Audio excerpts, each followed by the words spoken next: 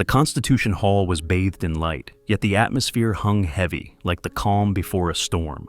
Hundreds of green velvet chairs, each engraved with a golden name, were reserved for the nation's most powerful figures. Symphonic music drifted softly, mingling with whispers of politics and honor.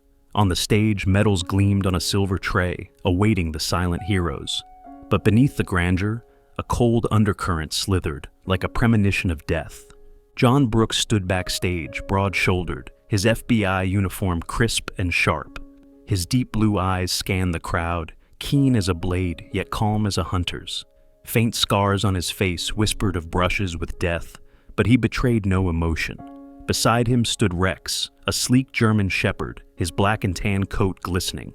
Clad in a fitted K9 ceremonial vest, Rex stood motionless, ears pricked, nose twitching. His eyes, however, were uneasy, as if sensing something no one else could. John crouched, his hand brushing Rex's head, feeling the warmth of the thick fur. "Easy, buddy," he whispered, his voice low but steady. Yet deep down, he knew Rex was never wrong. That morning, the dog had refused to eat, his gaze fixed on the window of their Arlington apartment, as if awaiting a nightmare. The ceremony began. A silver-haired general stepped to the podium, his voice booming through the speakers, recounting tales of bravery. The crowd applauded, but the air was taut, like a stretched string. John gripped Rex's leash, ready to step onto the stage to receive a medal for a drug case in Virginia. But as the general called his name, Rex let out a low growl, a sound like a knife slicing through the silence.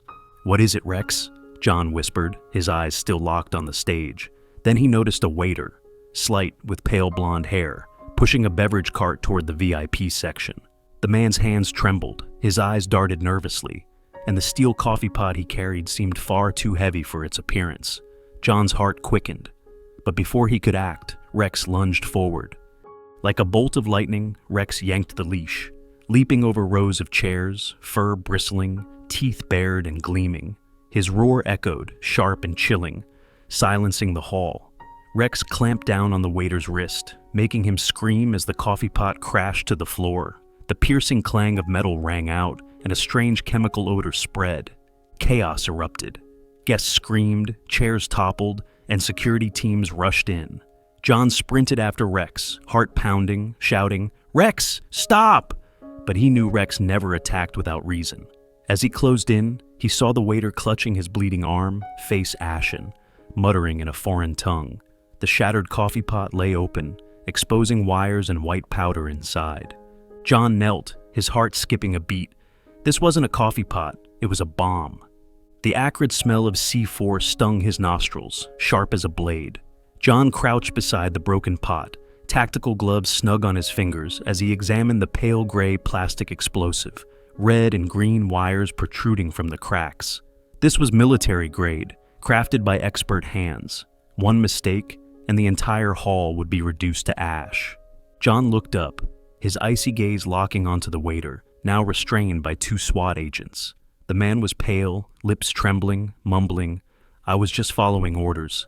John stepped closer, his voice low like an approaching storm. "Who sent you? Talk, or this dog will tear you apart." Rex advanced, sniffing sharply, a deep growl rumbling, teeth glinting. The waiter panicked. "They told me to bring the pot in. I didn't know what was inside." But before he could say more, Rex whipped his head around, ears erect, nose pointing toward the VIP section. A chill ran down John's spine. "Again, Rex?" he whispered, signaling security. "Check that area, now!" Rex led the way, nose nearly touching the floor, eyes locked with absolute focus. The crowd was pushed back, exits flung open, alarms blaring, shattering the ceremony's solemnity. High-ranking officials, including the Secretary of Defense, were hustled through emergency exits. The red carpet lay crumpled, sunlight illuminating a scene of wartime chaos. Under a white silk-covered table, Rex halted, nose pointing at a black metal box hidden in the shadows. The dog sat, signaling danger, ears still upright. John knelt, his expression darkening as he saw the LED screen on the box, red numbers counting down, 7:32, 7:31, a timed bomb. "Another bomb!" John shouted, his voice reverberating. The bomb squad rushed in with specialized gear. A grizzled expert, hair flecked with gray, knelt beside the box, holding wire cutters but trembling. "It's complex," he said, voice urgent. "Tripwires everywhere. One wrong move and we're done." The air grew thick, each second heavy as a hammer blow. John pulled Rex back, but the dog kept growling, eyes fixed on the box, as if ensuring the threat was neutralized. Outside, police sirens and helicopters roared. The area sealed off. Guests were loaded into armored vehicles, their faces etched with primal fear. The bomb tech took a deep breath, eyes focused, fingers hovering over the cutters. "Green or red?" he muttered. The clock blinked. 103, 102. Sweat dripped onto the wooden floor. John gripped the leash, his heart pounding as if it might burst. If the bomb squad failed, the Capitol's heart would become an inferno. The hall fell deathly silent, broken only by the invisible ticking and the heavy breaths of those facing death. Rex nudged John's hand with his nose, as if reminding him they'd faced danger before. But this time, the thread between life and death was thinner than ever. The clock on the second bomb flickered, 003, 002. The bomb tech, drenched in sweat, cut the green wire with hands steady as steel. A sharp click rang out. The LED screen went dark, the red numbers vanished, and the bomb lay still, like a beast subdued. A collective sigh of relief tore through the stifling air of Constitution Hall. The tech removed his helmet, face soaked but radiant. "It's done," he shouted, voice cracking with emotion.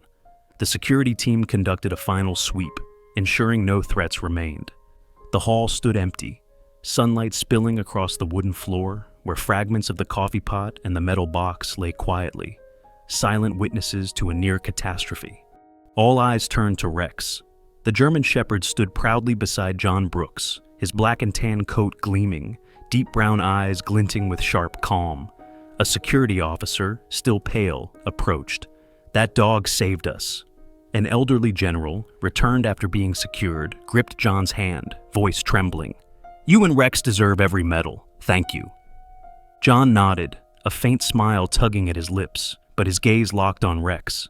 He knelt, running his hand through the thick fur, feeling the steady rhythm of his partner's breathing. "Good job, buddy," he whispered, voice low and warm with pride. Rex nudged John's hand with his nose, tail wagging lightly, responding with steadfast simplicity. The crowd chuckled, tension melting away, replaced by thunderous applause for the heroic dog. But as John looked into Rex's eyes, he saw more than a K9. He saw the days at Quantico, when Rex was branded a rebel, chewing leashes, growling at trainers, defying commands. Colleagues shook their heads. Too wild. But John saw the stubborn glint in those eyes held fierce loyalty. He spent months building trust, not through orders, but patience. Quiet mornings sitting beside Rex, late nights sharing dried beef.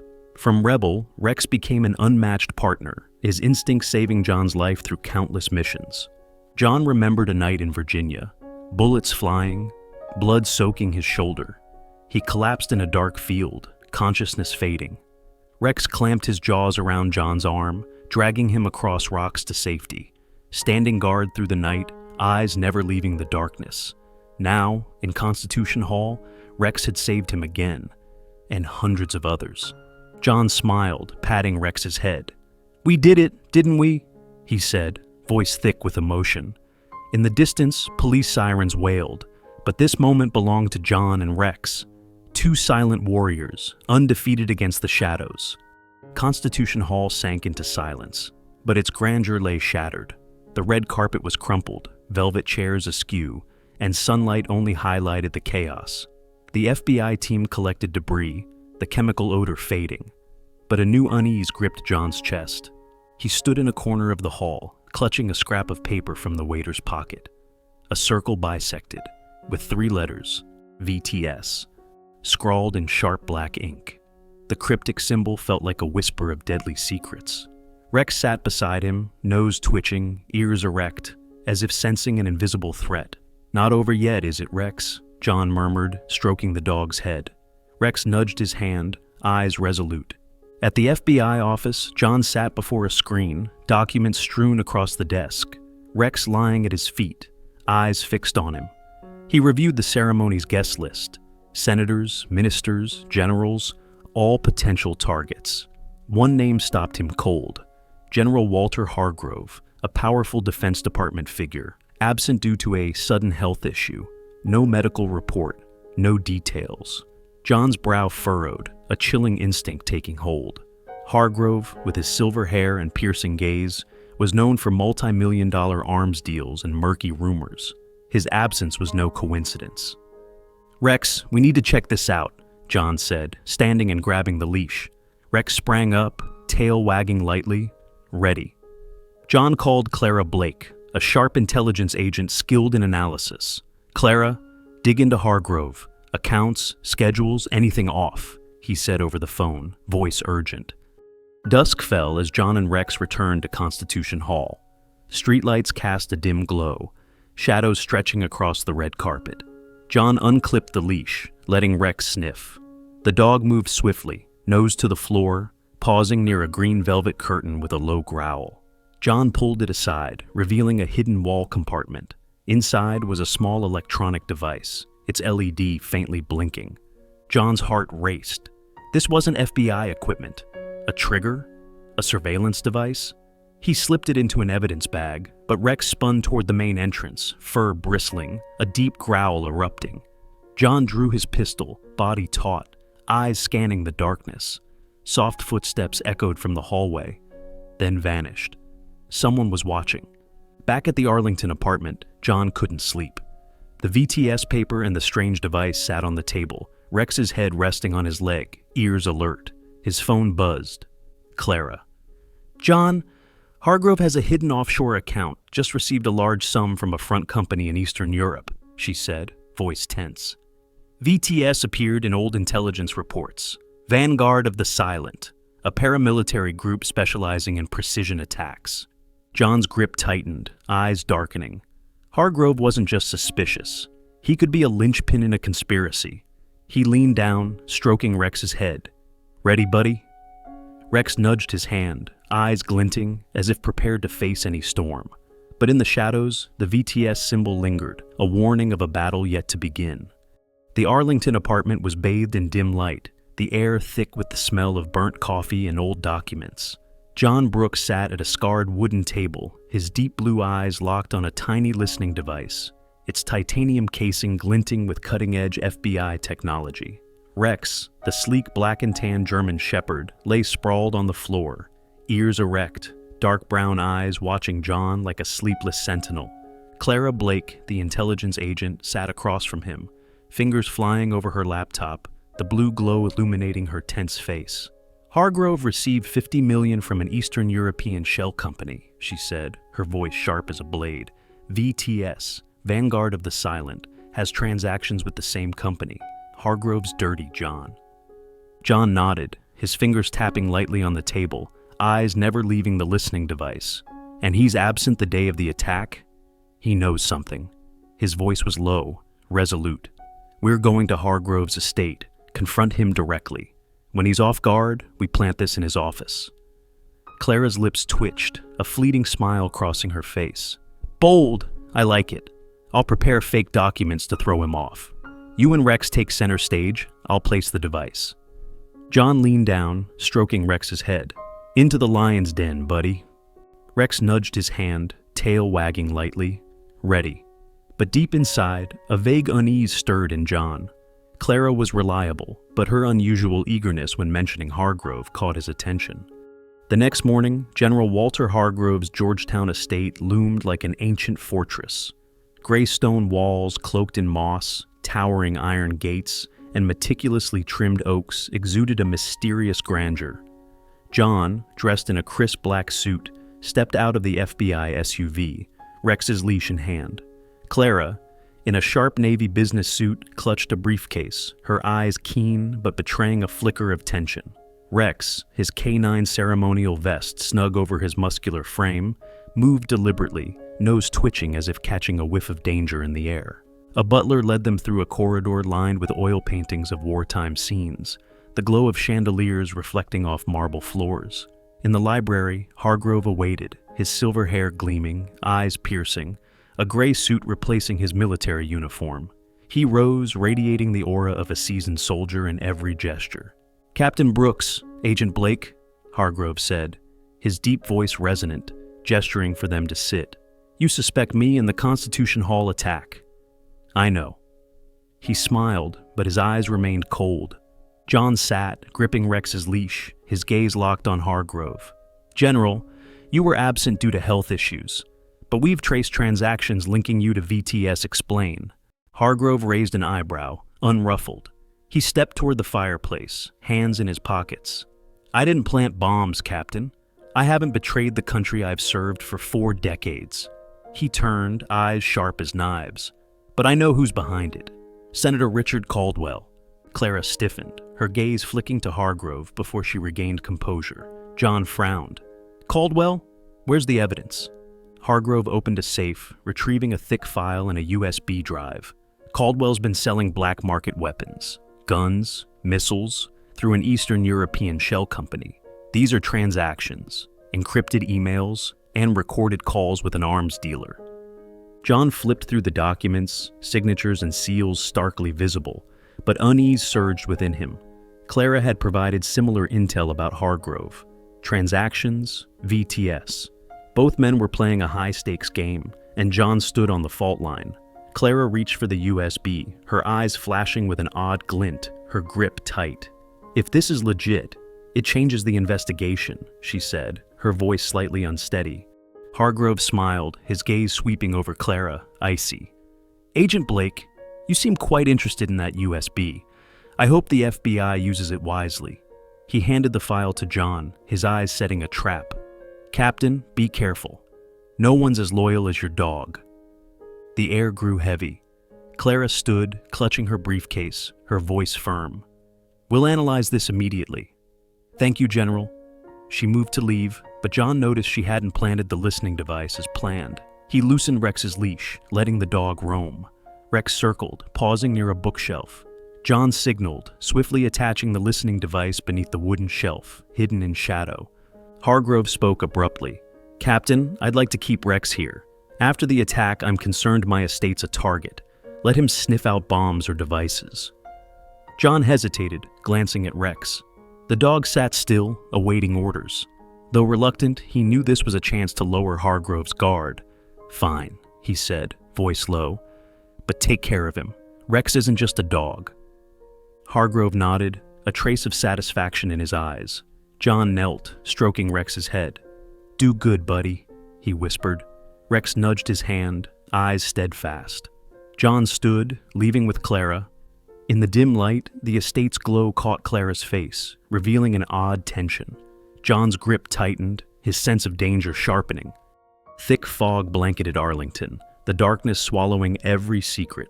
The FBI SUV rolled slowly toward the apartment, the low hum of the engine blending with the whistling wind.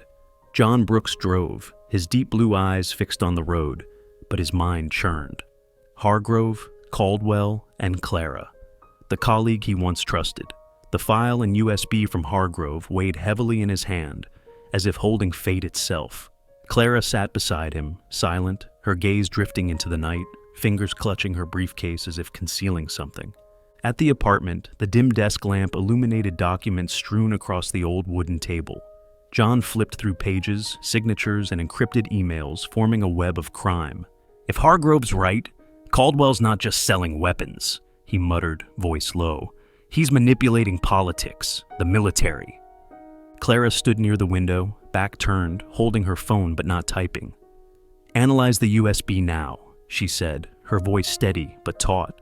She stepped toward the table, but as John bent to pick up a fallen paper, a shadow flashed. A sharp blow struck the back of his neck, searing pain, vision blackening. John collapsed, consciousness sinking into darkness. John awoke, his head throbbing like a sledgehammer. A rough burlap sack covered his face, his breath stifled. Rope bit into his wrists and ankles, binding him to a wooden chair. The drip of water mingled with a low voice and hoarse laughter. The sack was yanked off, blinding light stabbing his eyes. As his vision cleared, his heart seemed to stop. Clara Blake lounged on a leather sofa, arm draped over Senator Richard Caldwell's shoulder, a smug smile on her face. Caldwell, with salt and pepper hair and an expensive suit, his eyes glinting with arrogance. The room, An abandoned warehouse had stained concrete walls and boarded windows. 4 burly guards, guns partially visible, stared coldly. Beyond the door, heavy footsteps signaled mercenaries armed to the teeth.